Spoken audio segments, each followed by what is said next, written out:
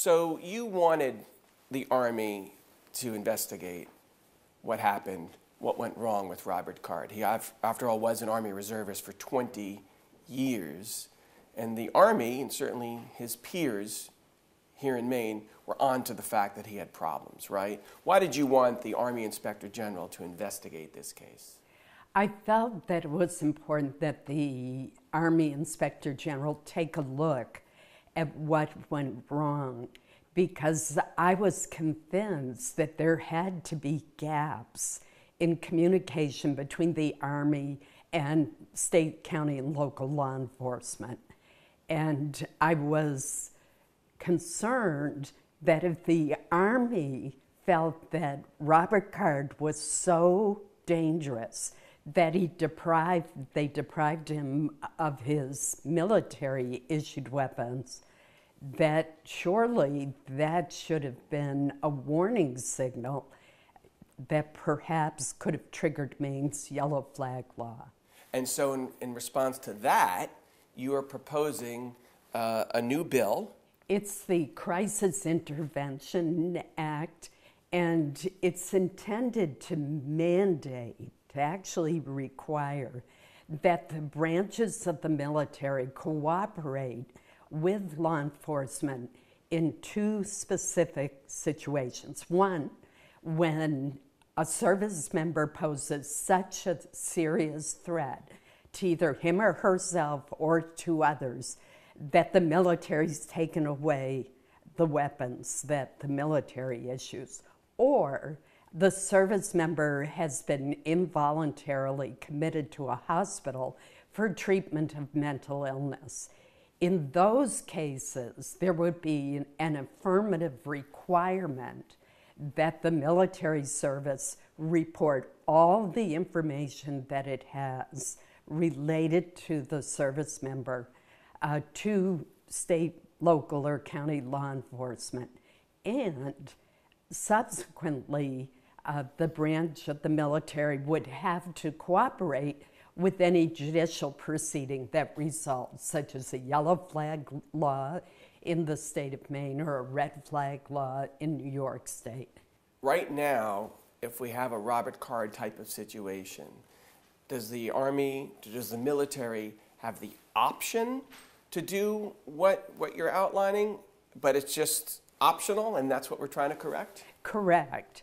Right now, there was nothing that would have prohibited the Army Reserve Unit from more fully communicating just how dangerous Robert Card was, that he had physically attacked fellow service members, that he was prohibited from participating in live ammunition exercises, that in New York State, while on drill, the Army had accompanied him to what turned out to be a 2-week hospitalization in a mental hospital. So there was a lot of information that should have been more fully communicated to law enforcement in Maine. And the Army could have done that, including the medical records, or does your legislation address privacy issues with medical records? The medical records are a little more difficult because of the privacy law known as HIPAA, but we make very clear in the law that if you reach the standards that we're talking about, where there is a serious threat that led the military to take away weapons or an involuntary hospitalization, those facts would have to be communicated. And subsequently, in the judicial proceeding, there would be full cooperation. And keep in mind, that also protects the service member, because if he or she thinks it's unjust, they too would have access to the information held by the military.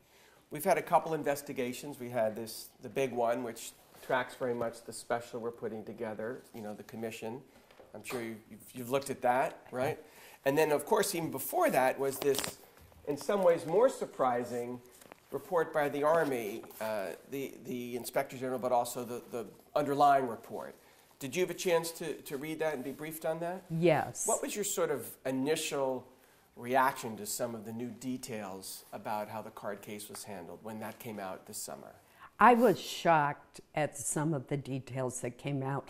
To me, perhaps the most stunning was after Robert Card had spent 2 weeks in a hospital for treatment of his mental illness, that the Army, when they could not reach him to follow up to see if he were taking his meds, schedule follow-up appointments, see how he was doing.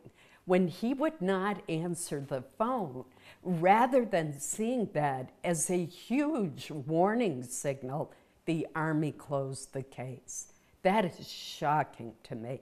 It's also shocking that there was such a delay in uploading his medical records to give greater access to just how serious his mental illness was.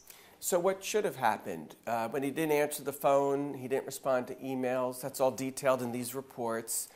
Finger pointing has occurred to the captain, the leader of his Army Reserve unit. Okay, he lived in New Hampshire. Should someone have gone, other than the local sheriff's office, should someone affiliated with the Army have been more proactive on the ground in Maine?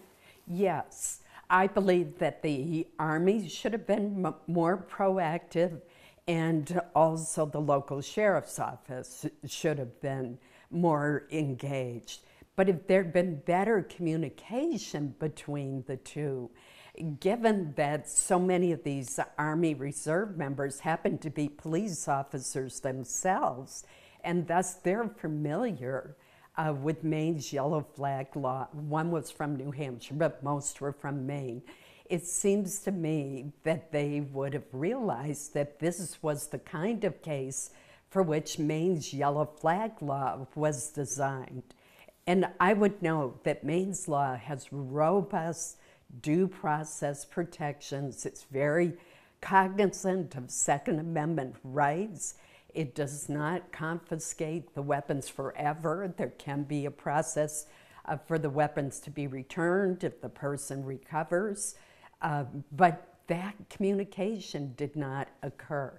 And it seems to me if the Army Reserve had called the sheriff's office and said, hey, Mr. Card is not responding despite being hospitalized for 2 weeks, so we have no idea what's going on, and we think that more action needs to be taken, that Maine's law would have been triggered.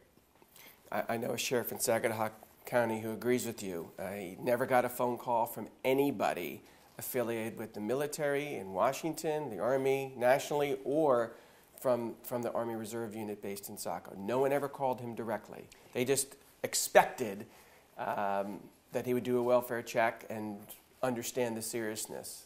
And that's just unacceptable, and that is exactly what my bill would change. It puts an affirmative duty on the military to do that kind of communication, share that information. And I can't help but wonder if that had occurred, if 18 people in Lewiston would be alive today.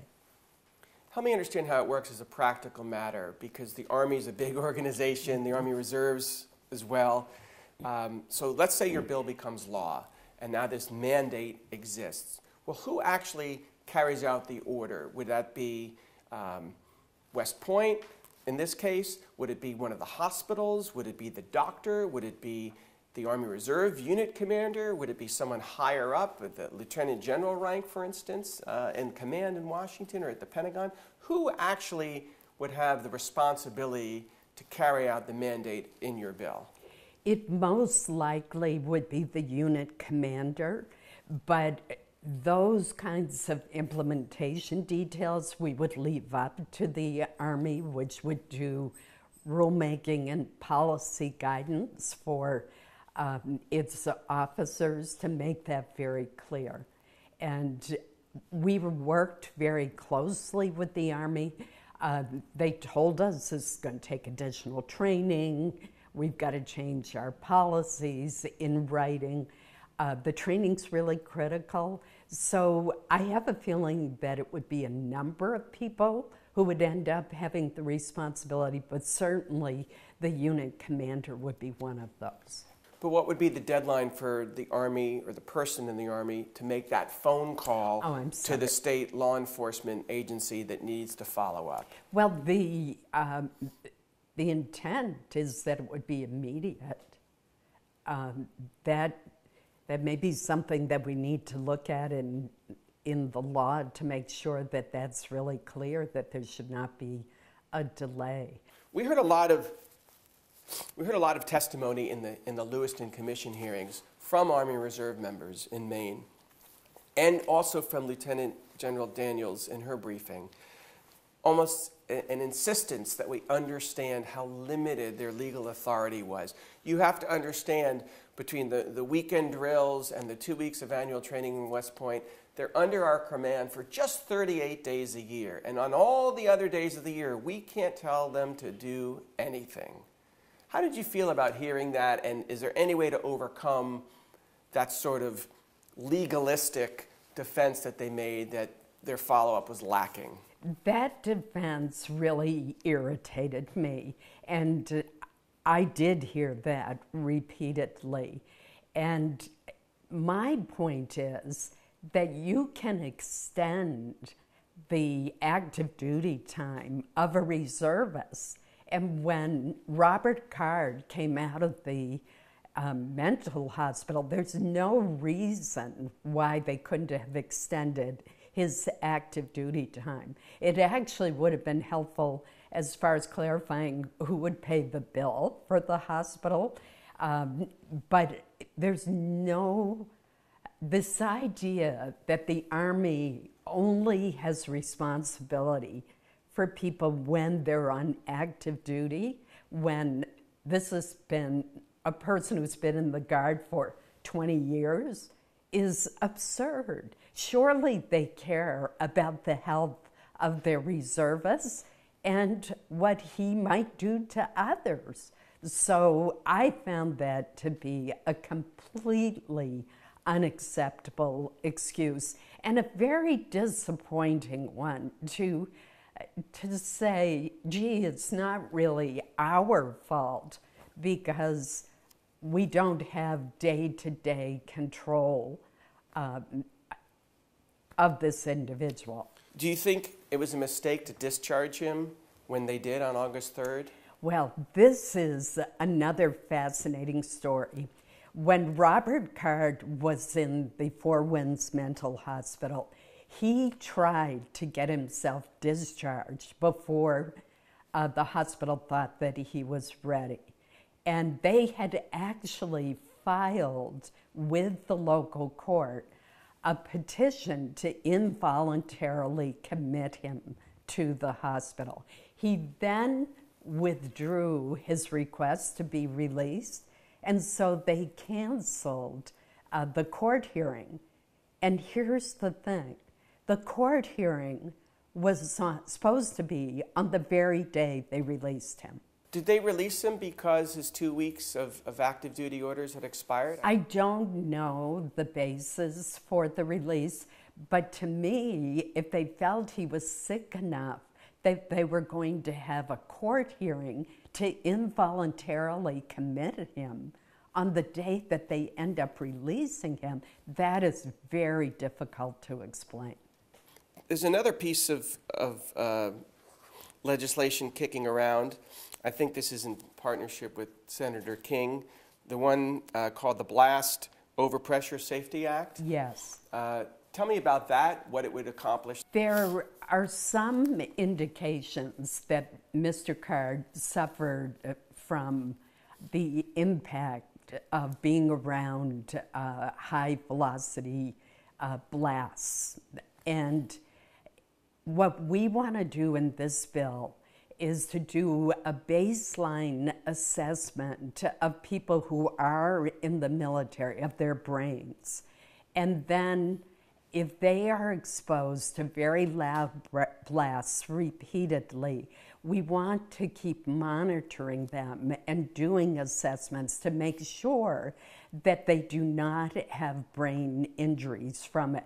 But we also need to do something more fundamental, and that is better equipment to protect them from the blasts.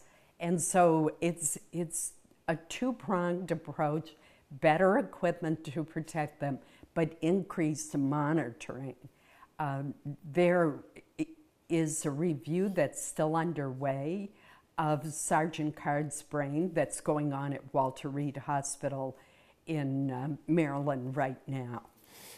You made a comment, as did Senator King, which I think was a turn for you after Lewiston, expressing support for a so-called high-capacity magazine ban or some limit. Can you clarify what your position is and if it did shift because of what happened October 25th? It didn't shift. Okay. I have long said that I thought these very high-capacity magazines should be limited. The question is what level, and that's a difficult issue to answer. And the last issue I wanted to ask you, the last question is political hot potato. Kamala Harris is certainly talking about it in her stump speeches, which is the so-called assault weapons ban. I think that passed a couple of years before you got there, right? You got there in 96 and that was 94, right? And Joe Biden had a hand in that. Anyway, it's been expired since 04. Where do we stand on that? I don't think you support it, but what's the prognosis for that issue in Washington as you understand it, as you see it? And you can add your personal view as well.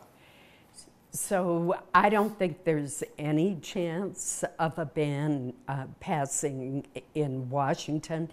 It is the most popular rifle in the United States, and there are many more murders that occur using handguns. Having said that, I think there are certain steps that we could take. For example, I've proposed increasing the age at which one could purchase from 18 to 21. That was not approved during the Safer Communities Act debate. And I think that the bump stock bill that I've mentioned and banning very high capacity magazines are more effective approaches. So you wouldn't support an assault weapons ban? Well, you know, part of the problem is defining what that means. Back when President Bush was president, I was willing to extend the limited assault weapon ban that had been in effect for like a decade, and it only applied to 19 kinds of models. Then my friend Dianne Feinstein introduced a bill that I think extended it to something like 57 models of weapons, and they were largely cosmetic changes. That doesn't make sense to me. It does not make sense to ban a weapon based on the fact that it looks scary. And that essentially, to me, is what her bill would do. And again, I think we have to look at the facts of the case, and I think it is far more effective to deprive Robert Card or anyone who is in his situation of all of his weapons, because he can be very lethal with a handgun, as we know. So it seems to me that we've sort of lost focus when we only talk about the AR-15.